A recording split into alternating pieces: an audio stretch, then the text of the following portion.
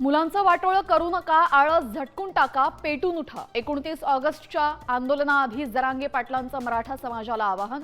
मुख्यमंत्र्यांच्या वर्षा बंगल्यावरच धडकणार असल्याचा इशारा।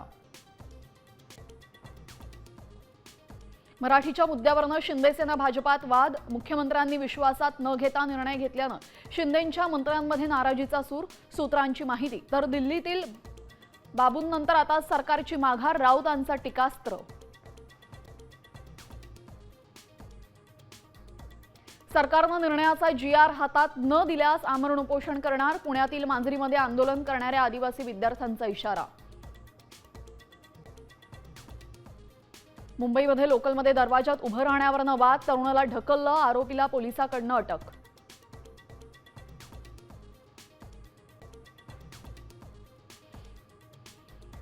नेपाळवर निसर्गाचा प्रकोप सुरूच, आता बसला भूकंपाचा हादरा। पुरामुळे आतापर्यंत 472 जणांचा मृत्यू तर 300 भारतीय अजूनही बेपत्ता।